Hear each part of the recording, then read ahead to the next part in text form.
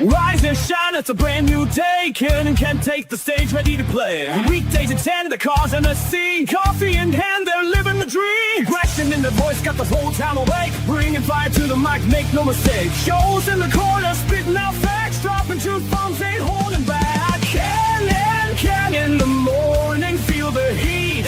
From 10 a.m. CST, can take a seat. We live and loud, that break in the mind.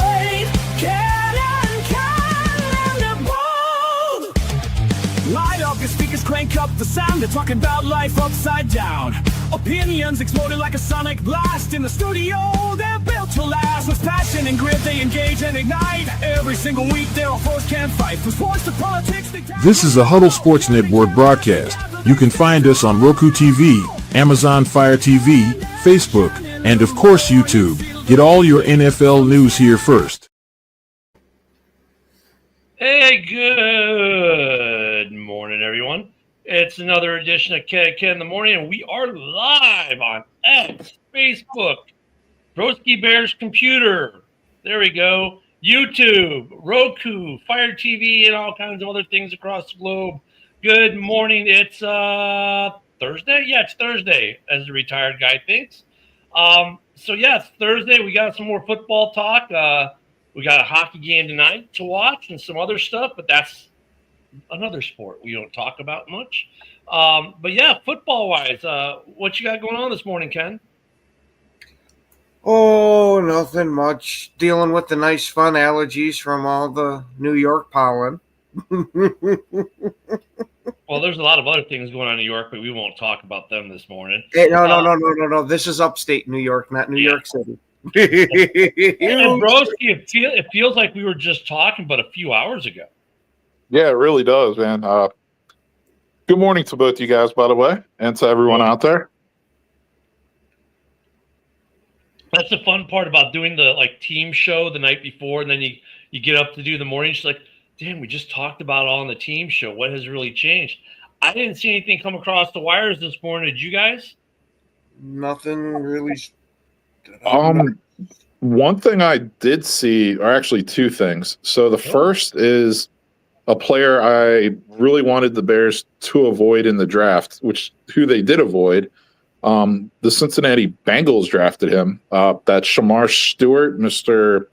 Underwear Olympic champion. The 6'6", 6'7" defensive end from Texas A&M who, set the world on fire with his size and athletic ability, but had all of 4.5 sacks in 3 seasons at Texas A&M. He's holding out now. He's not signed yet. Yeah. Joe and I had talked about that in the morning yesterday before you had hopped on. It just seems like over there with the Bengals that they've got a whole shit ton of issues going on with that defense. You got Hendrickson holding out. Oh, we'll get Stewart, so in case we do have to move on from him, we'll have a guy in. He don't want to be here either. Yeah, and the other article I was just combing through before the show was it kind of touches on my last thoughts from the show last night. Article saying how Monangai, the 7th round draft pick for the Bears, might already be the apple of Ben Johnson's eye as far as running back pecking order for the Bears. And to go hand in hand with that, last week Ben Johnson did mention him as one of the 4 standout players from OTAs as well. So might be a little bit of truth behind that, honestly. Here's something to think about, because we brought up Monangai and the rookie holdout. So the Bears only signed 5 of the draft picks. Guess who has not signed? Who's that? Luther Burden has not signed. He's one of them. They have signed Loveland, Hippolyte, Frazier, Newman, and Monangai. That's it.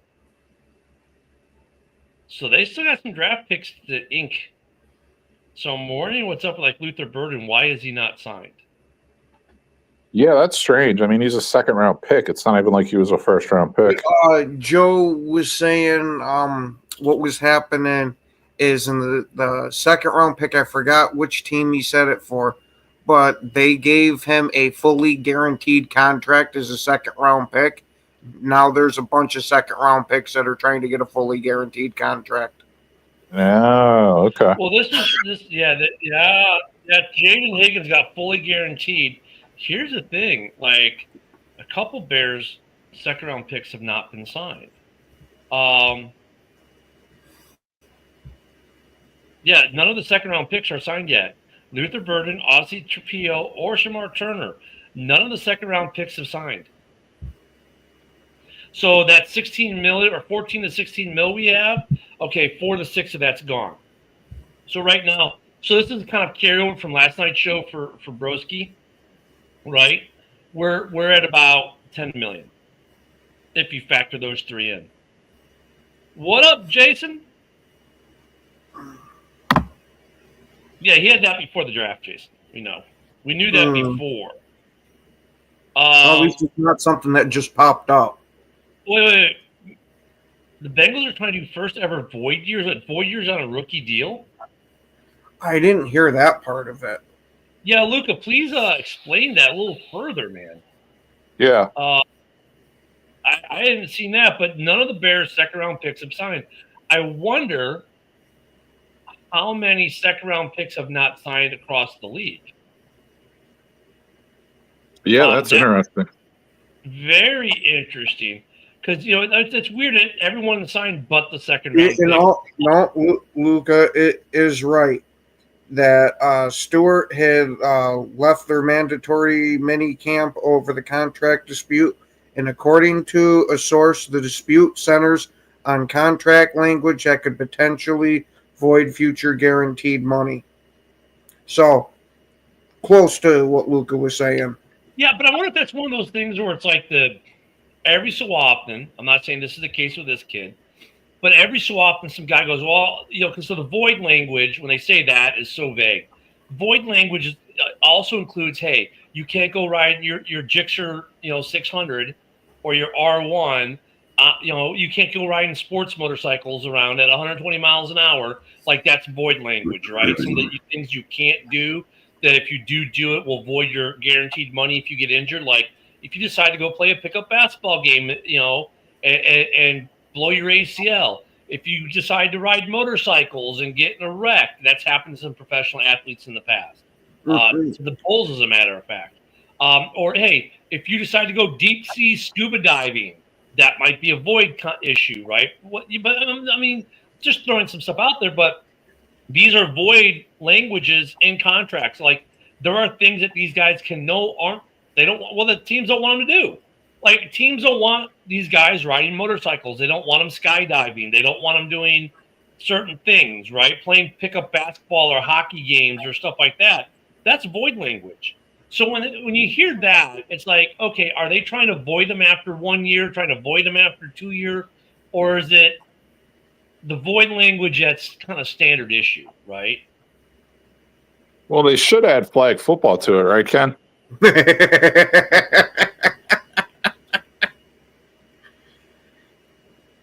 Yeah.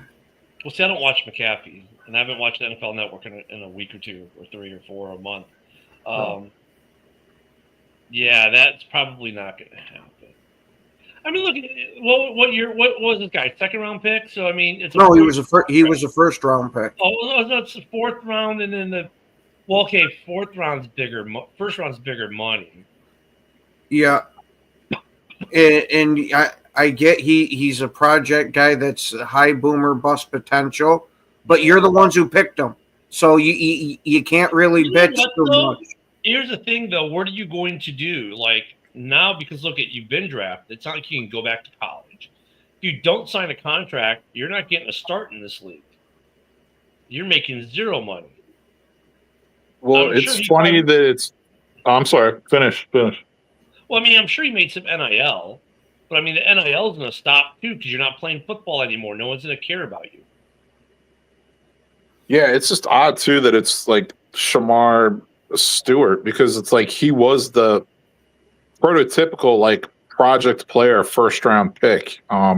That's like, yeah, didn't you guys realize this when you drafted him, right? So it's almost like I don't know how this is coming up. Like, you're willing to take the gamble, but you don't want to put the full dollar amount behind it. Like, come on. Exactly. Yeah. If I'm Stewart, I'm not signing that. You guys drafted me. You got to pay me what's in that slotted amount. Exactly. He gets his 4 years with a team option for the 5th. Mm-hmm. I am just wondering though why the Bears are, no one's the second round picks aren't, and there's been nothing for like a month in the news on this in Chicago. Yeah, it's because of that fully guaranteed shit. Yeah, and that makes me wonder if that's really the reason why Burden's not in camp. All of a sudden he has a soft tissue thing, you know what I mean? So it's like maybe it's the contract.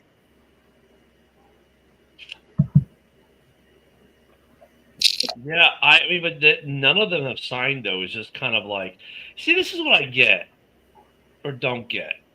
You are a rookie in the NFL. You're coming out of college. You got signed the second round. You're going to make more money, even if you're a 7th rounder. You're making the league minimum $800,000 or $900,000. Dude, how many people out of college for even 1 year make $900,000? Right? Oh Jesus, Luca. Wah wah wah. Now, you're a second round guy. You're making over $1 million, right? You're making probably $2 or $3 million. I mean, guaranteed. I mean, first off, how many second round guys don't make it past year 3? Don't make it past year 3? Yeah, like how many second round guys don't make it to their second contract, like where to the point where they might get to the second contract but not get signed? But almost all these guys play 3 to 4 years, which is the term of the contract. Yeah, so for sure. Why are you sitting there bitching about it being fully guaranteed? Because odds are, I'd say, I'm spitballing this, Luke or one of these G-Wiz guys who are at the computer right now can probably look it up and give me the correct number. But I'd say at least 90% of these guys or more make it through all 4 years of that rookie deal if they're a second round pick. Now, 3rd, 4th, 5th, 6th, 7th round, maybe it gets a little more dicey.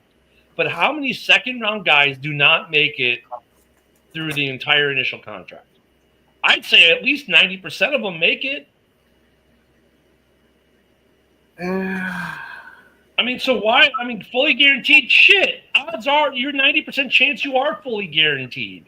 Oh, but I have to be 100% sure. Dude, you were making nothing. Now, NIL changes this a little bit. You were making NIL money.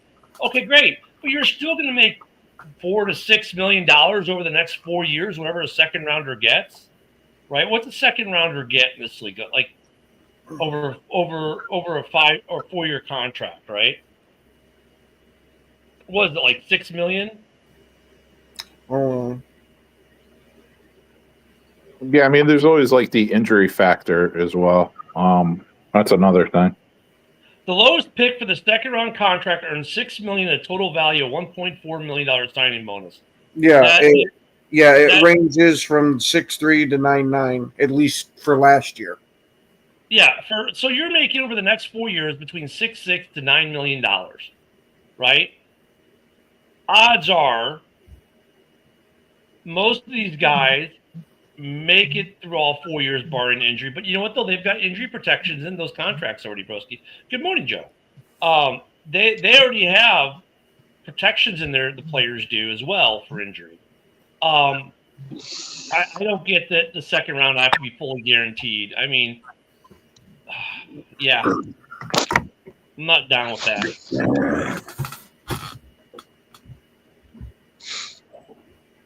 Joe, did you guys sign all your second round picks yet?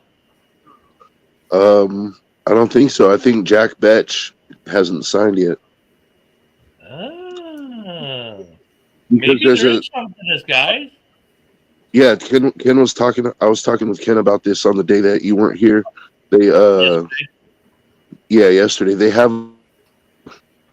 They're holding out because I don't remember who it was, but one of the second round picks from this year's draft received a fully guaranteed contract, And so the rest of the second round picks that are as yet unsigned are holding out because they want that fully guaranteed contract as well. And that was the Texans that did that. So every GM in the planet's like, guess what, dude? You just pissed us all off. So the Texans will not be getting any nice trade deals or any favors done for them because of their GM for the foreseeable future. I mean, that's ridiculous. First rounders don't even get fully guaranteed. So there's two things I'm thinking about this from the player's perspective. One is I wonder what the hit rate or the non-hit rate, whatever you want to call it, is. I wonder what that difference is between first and second round. I wonder if it's relatively close. And then the other thing is I wonder if they're also predicting that the league is going to add another regular season game to the schedule. And that's just going to be less seasons they're going to play, more wear and tear on their body for the same price pretty much. And they're factoring that in. The one extra game. I'm just spitballing, things that they could possibly be looking at in a combination of them. It's one extra game on that level. I mean, I get it, but I mean, just thinking back, how many of our second round picks have made it to the term, right? How many second round picks can you think of for your teams that have not made it to year 4? Unless they do something where they get arrested and get bounced out of the league for doing something stupid, which would invalidate any guarantee they'd have anyways, they almost all make it. Yeah, and I wonder if the second round pick guys are like, hey, over the last 20 years or so, we're just as likely or have almost the same amount of chance to become a Pro Bowler as the first round picks, like over the last 20 years or something. I'm not saying that's the case. I haven't looked into it, but I'm just wondering if that could be one of their arguments. The hit rate for second round NFL picks is approximately 49%, 58% for first round picks. So it's relatively close. I mean, it's not too far off, I don't think. And here's the thing, like, these guys are, even first round guys aren't getting fully guaranteed. Yeah. It just takes one knucklehead team to do one knucklehead contract, and then everyone else in the league, they want to do the same thing. I thought the first round picks contracts are fully guaranteed. No. Because I saw something about Gentry's contract being fully guaranteed. No, because like even Caleb's wasn't, but he had a hefty signing bonus. Or maybe it was. Yeah, I'm not sure. But the 5th-year option obviously is not guaranteed because that's an option. I don't know, maybe they are guaranteed. For running back, in this study, they found a very high bust rate for running backs. The first round gives you a 58% chance of finding a starter, followed by 25% in the second, 16% in the third, 11% in the fourth, 9% in the fifth, 6% in the sixth, and 0%, Monangai, in the 7th. The numbers are not looking good for Monangai there as far as the hit rate. He might be, as he's the first. Wide receivers, the second round hit rate's 49%. So, yeah, I mean, second rounders, it's almost a 50-50 predicament. These numbers are from. Let me give you the data set. The numbers were from 2005 to 2014. Those were the hit rates. So, obviously, when was this study done? Okay, that's an older study, but still, I'm sure the numbers aren't much different. Let's see what PFF says. They're probably more current.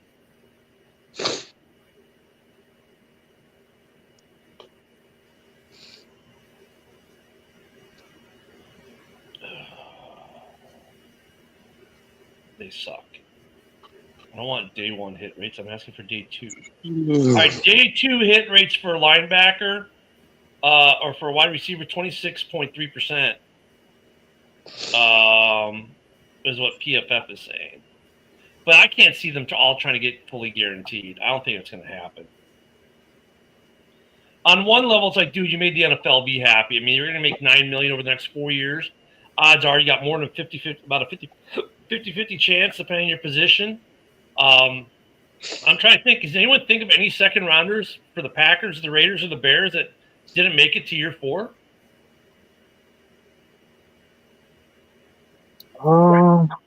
Man.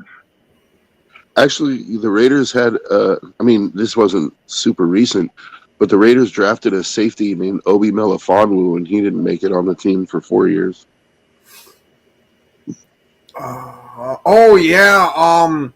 We had Josh Jackson, who was a safety in the second round, and he only made it like 2, maybe 3 years in Green Bay.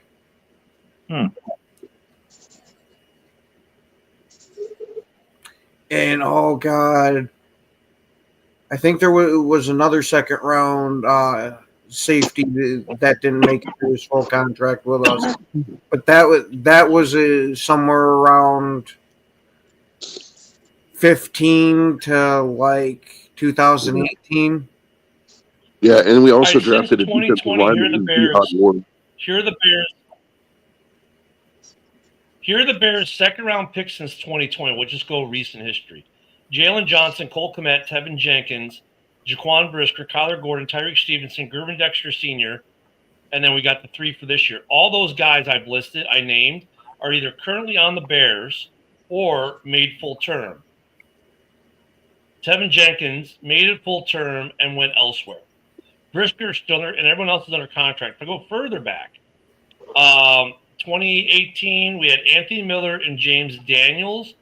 I don't know if let me see if they made it full term or not. But look at the Bears since 2020, every single one of them has made it full term. Then when I start going back into Cody Whitehair made it full term. Did Adam Shaheen make it full term? Let's see, Anthony Miller, where's his career totals?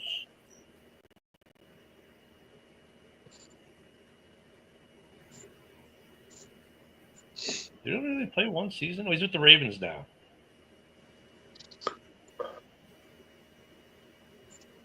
So he's still in the league. He's with the Ravens. Oh, that's 2018. I want career. Let's see if he's still in the league. And Luka, Yeah, it was the he's still Houston with the Ravens, Texans so- who we guaranteed it.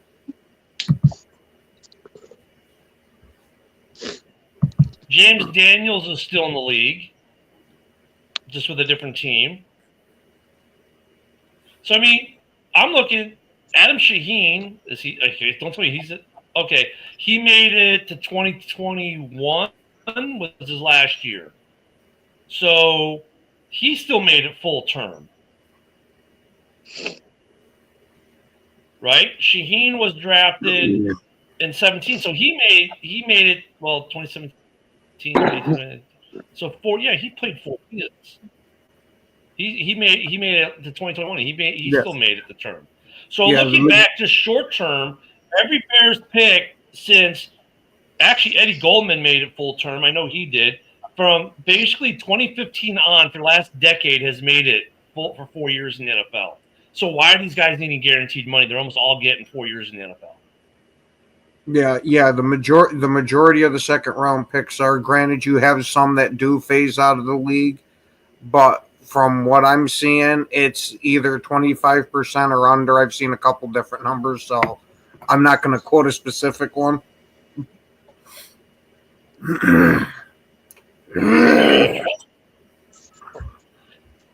So the question is going to be, how long is it going to take to get these cats signed? Oh, like Luka was saying, the Texans signed and that fully guaranteed one kind of screwed the league a bit because they're not going to really want to set that precedence other than the Texans being stupid.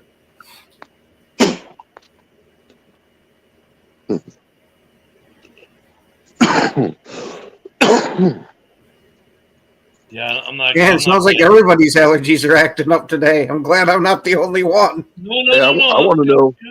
I want to know what was so special about the Texans' second round pick that they decided to give him a fully guaranteed contract. Good morning, Nicholas. I don't know. That's a good question too. I mean, why would the Texans go and give this kid a fully guaranteed, screwing up the rest of the league? Maybe the kid was just a really good negotiator, or his agent was. He's like, I don't know, dude. Like, it's unprecedented. So the Texans really be high on that kid. No, you could have ended that sentence a couple words sooner. The Texans just must be high. Texans must be really high. I don't know. Because, that just throws a bit of a log jam into there. And that goes along with the Stewart stuff there. He's not going to want to be the first player to sit there and say, "Oh yeah, you can put Voit here." This makes it even worse. Okay, so check this out. For the second round this year, as of today, only 2 second-round picks in the draft have signed. Jaden Higgins from the Texans, who was 34th overall, making history being fully guaranteed 4-year contract worth $11.7 million. The first fully guaranteed deal by a second-round pick in NFL history, followed by Carson Schweizer from the Cleveland Browns, who was the first pick of the second-round draft, who also signed a fully guaranteed contract for Jaden Higgins. As of now, 30 second-round picks remain unsigned. Mm-hmm.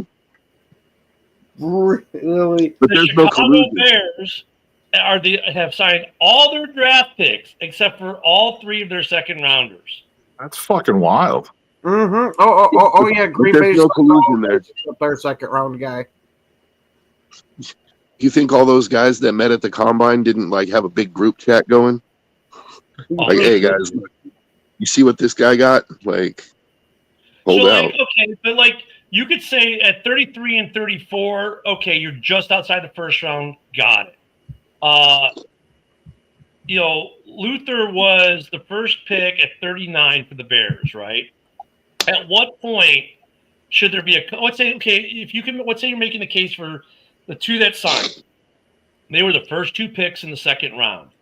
Okay, got it. What should the cutoff be at the second round where you stop giving fully guaranteed? Is it 35? Is it 36? Is it 40? How deep into the second round are you? If you're the top 5 picks in the second round, maybe are you saying that they should that's going to be the new bar? Because the top 2 just got it. So what number does it stop? See, it almost seems like Joe seems to be kind of right that these second-round picks from this draft have formed like a mini union. And I wouldn't be surprised if they're trying to force it to where all second-round picks get guaranteed.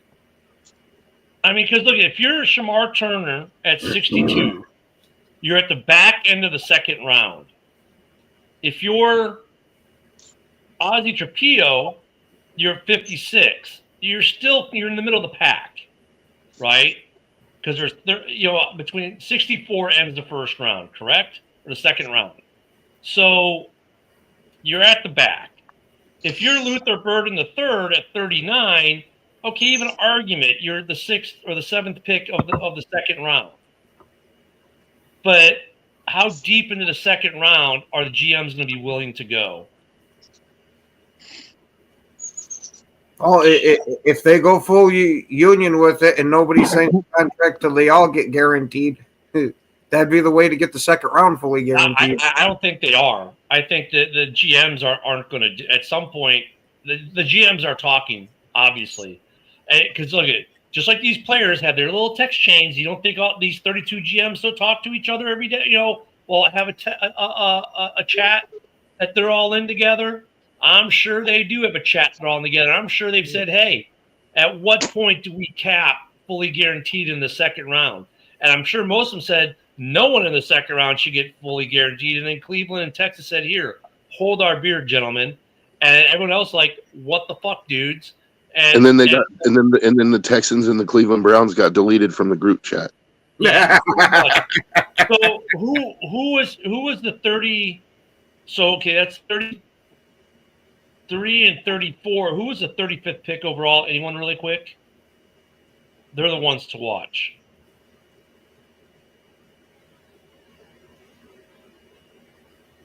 Who? Did someone pull that up really? Oh, here we go. I'll just do it this way. Who is the 35th pick overall? If I get to before you guys do, I'm gonna laugh. All right. I don't want grades. I just want the picks of CBS. You stupid bucks. That's right. Here we go. The 35th pick was the Seahawks. Nick Emenwawi, safety from South Carolina. So he's the one to watch. And it's funny because the Browns have another second-round pick at 36, which is a running back. Then the Dolphins at 37, the Pats at 38, the Bears at 39. But the one to watch, I'm going to say right now, because they can stop it. If the Seahawks sign their 35th pick without a fully guaranteed deal, then the rest fall on the line. If they give them a fully guaranteed deal, well, then the Browns are screwed at 36. They have to give the Judkins kid a fully guaranteed deal because they already gave their other second-round pick a fully guaranteed deal. Then it falls on the Dolphins at 37. At what point does it stop? So the Browns at 33, the Texans at 34 screwed us. Did the Seahawks save the rest of the league? At the end of the day, the players just they don't have the leverage. I mean, even if 30 of them held out for the whole, up to training camp or even past training camp, like they're the ones who are losing because they're not making the money on their contract at all. Like they don't have a contract, and like if this season doesn't count towards their career, like the next year they'll be technically rookies again. Like they don't have the leverage, and I think eventually, like one of them's gonna crumble, and then the rest of them will crumble. They'll realize. Yeah, I guess the question just becomes, where does it stop? At what pick does it stop? Do the Seahawks bring reality back, or not? But that's crazy that only 2 second rounds have signed out of 32.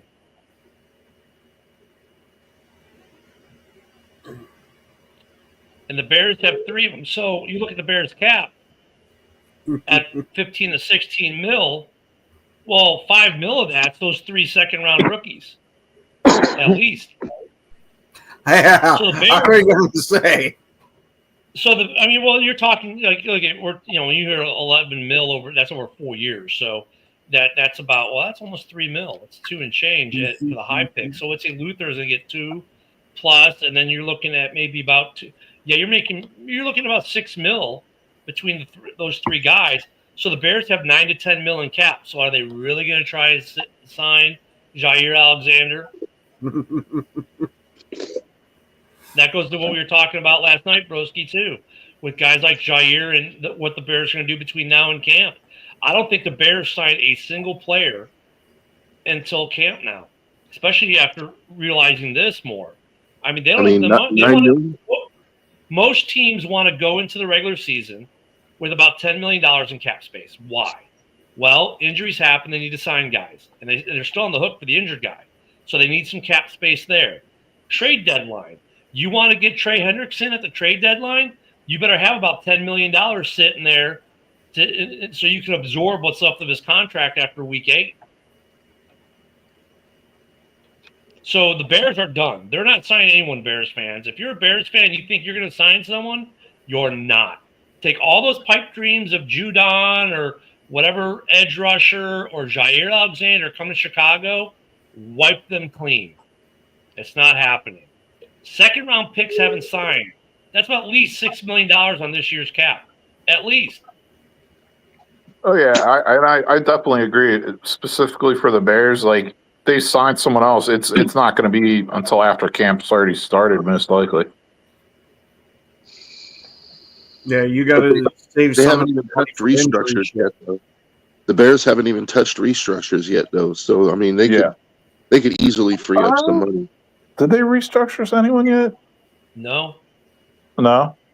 They could after this season. They got 2 or 3 candidates for restructure. Cole Kmet being one of probably. Cole Kmet is the most obvious one because if they cut him post June 1st next year, they save $10 million, only put $1.2 million in dead cap. But if he has a good year, they'll restructure him to make that cap hit lessened, for sure. And then on the other side of the ball, Edmonds, right? Because we just extended Edwards. I always can flip the two, but I think I got it right. Edmonds is, in other words, what, 15 million if they cut him. So if they decide they want to keep him, he could be a restructure candidate. And what do you know? Because he's in caps today, so he's yelling at the top of his lungs. You know I know everything, but follow the logic on this one, Woody. Why are the Bears going to sign anyone? They don't have any cap money to do it and still have room to go into the season. I mean, look, could there be a surprise? Sure. Could there be, like Joe said, the Bears want to sign something and now they do some restructures? Sure. But odds are, so let me rephrase this for Woody's sake. Odds are the Bears aren't going to sign anyone. The odds are not our favor unless something happens where they're like, ooh, we got to have this guy and we got some stuff we can restructure to free up money because no team, how many teams go into a season without any cap space? And the teams that do, right, go in there with no cap space.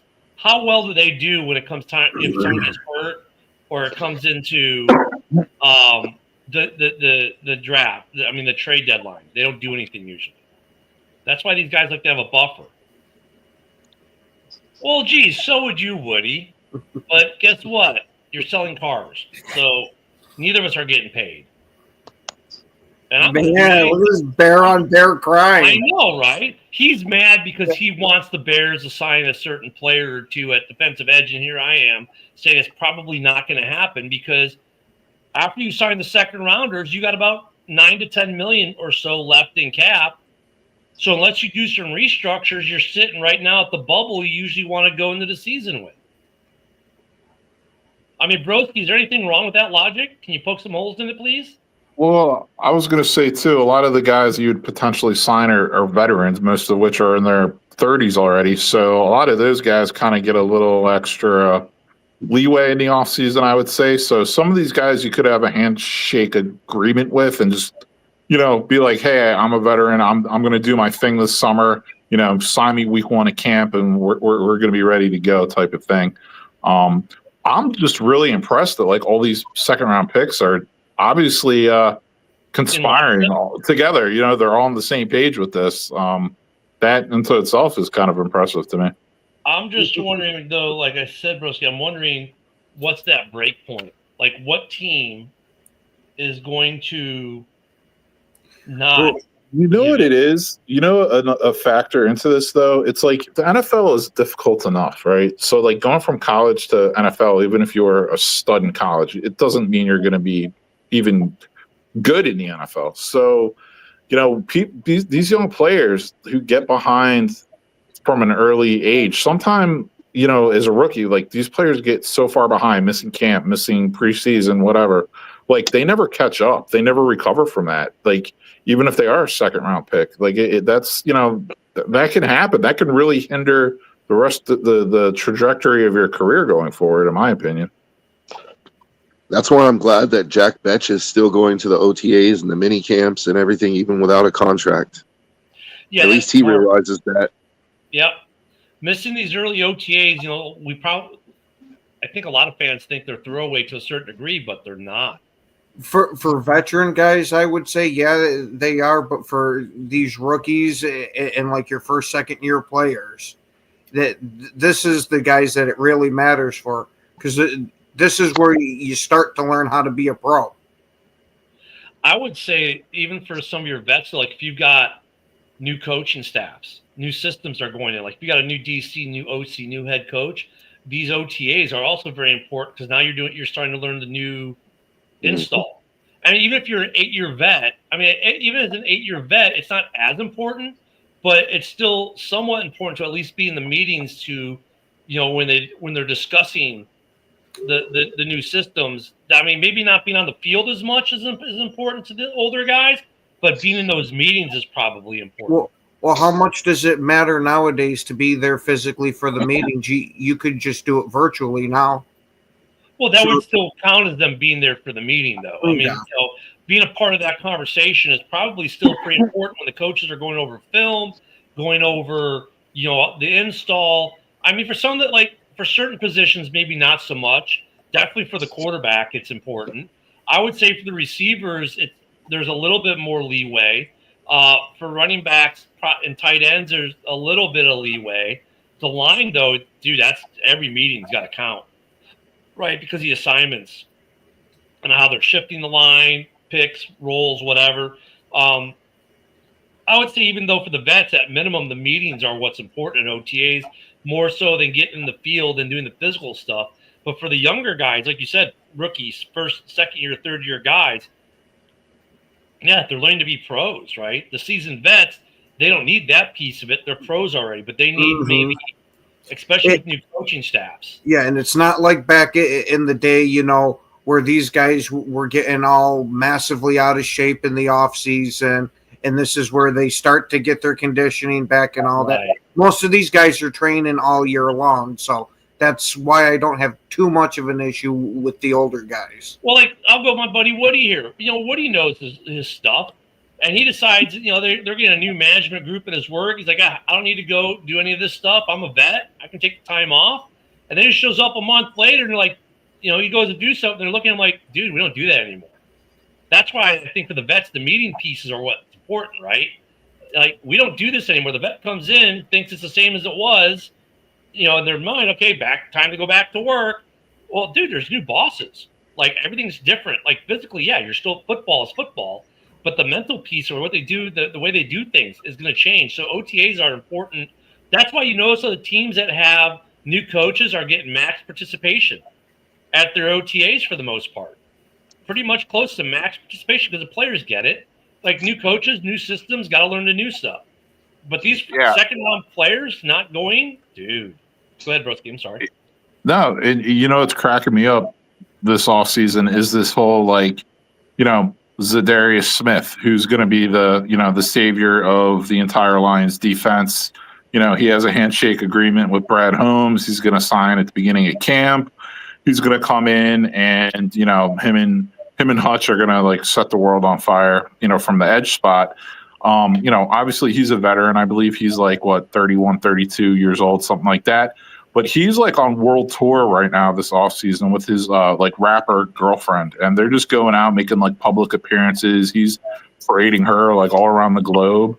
And it's a situation like that can derail a veteran player that you're giving the benefit of the doubt to. Dating a rapper. That can ruin you. I mean, look at Ruff with Sierra. I mean, yeah. So you're saying, Broski, if you're a pro football player, your other half should not be in the rap community.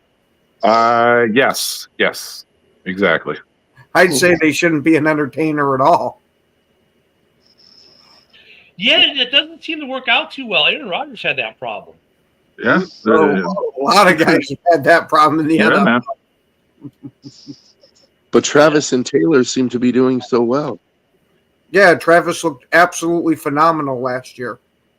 What? Now that you say that kind of jokingly, though, when you think about it, he really didn't have that good of a year. That was my point of the joke. He really didn't. And with what Broski said, it's like, you know what? Come to think of it, he did fall off quite a bit last year after being on the Euros tour. All off. But there's also the fact that he's 34 years old. Yeah, but he spent the whole off season, instead of working out, he was traveling the globe with Taylor, going to her concerts. I mean, dude, he was at every concert in the Euros tour last off season. He didn't train; he was touring. Yeah, I mean, exactly. And so, when you're older, you should be focusing more. You should be zeroed in more because you need that extra training in the off season just to be able to do what you used to be able to do. And when you're dating a celebrity or someone in the entertainment industry, you're most likely not going to be spending enough time training in the off season. Yeah, and Rogers hinted that it was like a regular person that he married, not somebody that had. Yeah, there's like no picture. I mean, there was a press release that there's no picture of her anywhere. So she's just like maybe it's a ayahuasca priestess. Who knows? But Aaron just some regular old, person didn't marry a celebrity. Good on him. That was probably smart on his behalf. I'm just going to throw this out there, but are we absolutely 100% sure that it was a woman?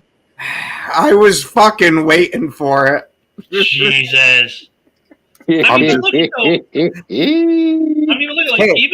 I mean, come on. Caleb idolizes them, so they both got the questions. I mean, look at even like you look at Patrick Mahomes. His wife was his sweetheart through college and whatnot, right?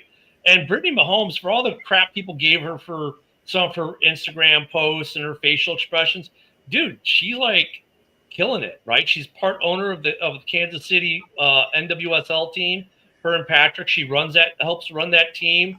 Did the stadium. She's a very stabilizing force, and they stay athletics focused because in the off season, when he's not doing football, they're on the soccer pitch, and guess what? He's out there training too. I mean, these guys but he's focused, right? He's sports focused, unlike. Or like Broski's saying, these folks who are like, celebrities that are non-athlete celebrities, rappers, movie stars, they're not training. They're going on tour. They're doing red carpet events for movies and this, that, and the other. I mean, there is a little something to what Broski is saying, though. Yeah, and I'm not 100% throw out there. I just want to also throw out there that Travis Kelce deserves half. Just for having to sit through a whole summer worth of her concerts. Well, that's where I was gonna like comment on as well. It's like I'm not quite sure like Taylor Swift actually is she. Like she's kind of built like a boy, oh God. Okay, maybe she's showing really Kelsey like off-season exercises how to get a flat ass or something. I don't know. Maybe we just want the deep end. See, Woody, this is why none of us are getting paid, man. Not just not getting paid, the show's getting sued. Expect a letter tomorrow. Yeah, lawsuit. Jesus. Broski's opinions do not necessarily reflect the opinions of the show. Do not necessarily reflect the opinions of the show. The Sports Network, which makes no money. Because you never know. We're not going to get into the savior of the WNBA either. Because we could do a whole show. Luca's opinions definitely do not reflect Luca's are his opinion. But I mean, it is interesting though that with the OTAs and going back to what we're talking about, the second round picks, most of them, at least, and even with Luther, at least he was in the building. A soft tissue injury. He wasn't participating, but he was in the building at least learning. But that's 30 of them. So here's the question, though, and we go back to it. Who do you guys think breaks first? At what number do these second-round guys stop becoming fully guaranteed now that the first two are fully guaranteed at 33 and 34? I'm going to throw out New England because they got Trevion Henderson, and I think that kid's going to be a stud. And so I think they could, I don't think they necessarily want to, but they might look at it and be like, I mean, we think this kid's going to be good. So 38. I think that's possible. So are you saying the Pats will stop the trend or continue the trend? No, I'm thinking the Pats might go ahead and sign him. Go ahead and give him a fully guaranteed. Fully guaranteed or not fully guaranteed? Fully guaranteed. Okay, that means the Dolphins are screwed. The Browns are going to have to sign their other guy, and the Seahawks are screwed, which then puts it on the Bears to stop the bleeding. So, Broski, would you give Luther Burden III a fully guaranteed contract at 39? No, I play hardball. And I think it's going to be very spotty in the second round. Like, I don't necessarily think it's just going to be like up through like the first, 6 or 7 picks of the second round. I think it's just going to come down to each individual situation with each individual team and how each team approaches it in their own way. I don't think the Saints at 40 with a 26-year-old quarterback they draft in the second round, Tyler Shugg, is going to get fully guaranteed. They're not going to guarantee this 26-year-old rookie, right? They're not going to guarantee him until he's 30 years old. I just don't see that happening. I think by 40 it stops. I think the Bears might get wrapped up in it. Top 39. It sucks for Lucas probably looked at it too. Yeah, it sucks for the Bears though, because it's like, okay, the Burden pick's more of a luxury pick, but like they really need Trapillo to start this year, and honestly, like they're expecting Shamar Turner to contribute heavily. So, that's going to factor into things for sure. I mean, given their hit rate over the last 10 years being 100%, I mean, these guys should all feel confident in Chicago that they're going to play unless they do something stupid for all 4 years. I think it's also a bad way to start off your NFL career with a team that you want to be long-term with, that your rookie deal, you're doing this. Because now when it comes time for your new contract 3 years from now, when you're trying to get your extension, and it's the same GM, they don't forget. Like that plus like what I said earlier, it just puts you behind. It just gets you start from behind, and it's just not a smart way for a player to enter his career from that perspective, like from how well he's going to perform on the field. Like, it's just not the wisest move in my opinion. Well, and look at it this way, like if you're one of the Bears draft picks, Ryan Poles has already demonstrated that he will take care of players. He has taken care of players. Look at DJ Moore. Look at the Justin Fields trade. He could have gotten more for Fields, but he took care of Fields and sent Fields where he wanted to go. Like Poles has already demonstrated to players that he will be fair, that he will take care of them. He's not going to treat them like slaves, if you will. Like he's not going to give them the take it or leave it. He is going to work with you in good faith. I think he's earned that credibility over the last couple of years of what he's done in Chicago. Good morning, Yoli. So if you're Luther or Trapillo or Shamar, your GMs that you have a GM that is going to take care of you. If you're doing what you're supposed to do, he's going to take care of you and treat you fairly. So that's the other thing. Why are you going to start off poorly with a GM like that? Like again, if you're the Packers second round pick and you look at Goody, I can understand you maybe going because they don't have a history of wanting to pay people. I get that. Some GMs have that, right? But if you're in Minnesota or Detroit, or some of these other places where the GMs kind of have that track record of taking care of players who perform, maybe not Detroit as much. Quezzy will though. Why would you start out this way? Yeah, and that's the thing. I think they're allowed to participate in OTAs, not under contract, obviously, but when camp starts, I don't think they are allowed to participate unless they're signed. Yeah, they have to. That's what I mean. It's going to come to a head, and again, I'm just impressed that all the second round picks are on the same page, obviously in unison, communicating with each other most likely. Congratulations, Yoli, on graduation day. Mm-hmm. Yeah, I'm kind of impressed on that regard too. But at what point does that break and these players say, "Hey, I need to worry about my team myself"? Yep, I hear you. It's only going to take one. It's going to take one guy to sign a contract that's not fully guaranteed, and they lose all whatever leverage they think they have. I think anyone post 40 or post 39, it just needs to go ahead and sign because. Look, I don't think the Saints are going to give a 26-year-old rookie quarterback a fully guaranteed contract. A 26-year-old rookie quarterback, they're not going to give him a 4-year fully guaranteed contract. I mean, honestly, that argument, they're actually one that I would think it actually, for a couple reasons, makes the most sense for. Because number one, he's all they have at quarterback. So if he turns out to be anything, now you've got him locked into a 4-year fully guaranteed deal where he's making $2.5 million a year. It's Brock Purdy 2.0. No, really, like I hear you. That's a good point. The Saints to me actually makes sense. But every report on this guy is like doesn't have that much great upside. Tannehill was an old guy, right? He's the last older kid in his mid-20s that I could think of that came out. And Tannehill didn't exactly light the league on fire either. I don't know. And the Saints are in cap hell. I don't know if the Saints want to have a fully guaranteed contract with this kid. I mean, honestly, they're probably that would go to start to fix their cap because that'd be super cheap for a quarterback. Yeah, but he's cheap now where you can get rid of him in 2 years if he sucks. I mean, look at it. He is the stopgap between this year and next year. So you have a body to put on the field, and that maybe they win the Arch Manning sweepstakes, and they can grab Arch Manning or a good free agent. But I don't think they're going to fully guarantee this kid at 40. Or he could end up being pretty good. Like I actually thought Shug was one of the better quarterbacks in this draft. Oh yeah, he was my number 2. And like, there's a chance that he could be good. And here's the thing: is let's say he's not good, right? And you gave him a fully guaranteed deal. Like even if you cut him after year 2, you have what? Maybe $5 million in dead cap. Yeah, the dead cap is not that big on these guys. That's true. Comparatively speaking, the dead cap isn't bad.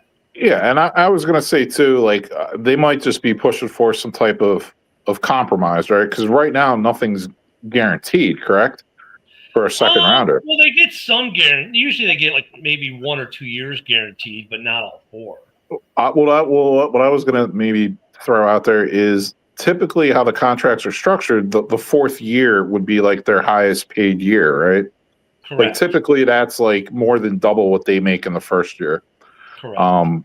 So I would say maybe a compromise would be like their guarantee amount goes up. It's not fully guaranteed, but your guaranteed amount will be the amount you're scheduled to make the last year of your deal. You'll get that guaranteed. So really, that's kind of essentially going to be like they're going to inverse it, is what I'm trying to say. Like that'll be your first year. Like yeah, we're going to get a 50 or 60% guarantee. I mean, but at what number does that stop? Exactly. I was just kind of I was just trying to think of a compromise. Next year, the third rounders want fully guaranteed. Where that hit rate drops even more significantly. I mean, look, it's not like Major League Baseball. Major League Baseball, everything is guaranteed, right? But they also don't have a salary cap. They don't have dead cap. Right. They've got the luxury tax. But when you cut a guy, he doesn't count against your luxury tax anymore. You just pay him. Like like you said, this not counting against the Mets luxury tax number, even though they've been paying him for the last 30 years. He doesn't count, right? So. No, it definitely has the potential to snowball into other rounds for sure. I mean, this is big time. Like for the GM's sake, they want to stop this probably within the first 5 to 10 picks of the second round and cap it, because next year the guy who's 11, 12, 13, 14, they're going to want it, right? Because these guys this year didn't get it. At what point? And I mean, I'm not against like the NFL being all fully guaranteed on some level, but then look, if you then get rid of dead cap space. Like, honestly, go to the baseball route. If you're going to do everyone's guaranteed, get rid of the dead cap. Get rid of dead cap. I think that's a problem where GMs don't want to do fully guaranteed. A guy retires, a guy gets injured and out, and you have a fully guaranteed contract. Now you've got dead cap, and it's hurting you from moving forward. So that's probably part of the argument, I would assume, for doing it. Well, okay, get rid of dead cap. Like, counting against the cap. So if a guy gets traded or a guy leaves the organization, there's no more dead cap. It goes away. If they got rid of dead cap, I bet the GMs would have no problem giving these guys fully guaranteed contracts on some level. I don't even think you have to get rid of the dead cap. You could just make it part of the NFL bylaws that, like, if somebody retires or due to injury, then that doesn't count against your dead cap. They could go in and make that part of the rules. I mean, if a guy has a career-ending injury, you can still pay him his money. I'm sure it's not that easy though, because sometimes some of that dead cap is money that was from year one that was moved, or however they move the money. So they're gonna have to figure that out and think about that. But I think that's probably one of the things. And we're about to run out of time, and Ken will kill me if we even go 3 seconds over. So hope everyone. Thank you, Nicholas. Hope, and to say what Nicholas said, I hope everyone has a great day today. Enjoy your Thursday. Don't forget to be back here tomorrow morning at 10 a.m. Central, 11 East, where we'll be talking more football. Maybe there'll be some movement on these second-round picks. I don't know. But thank you, everyone, for being in the comments. Don't forget to hit that like, share, subscribe, heart button, emoji, whatever platform you're on. Look us up on Amazon and Roku at the Huddle Sports, and download the app and watch us on TV wherever you are in the world. Thank you, everyone, for being here. Have a great, wonderful day and enjoy that summer weather. Have a good day, everyone.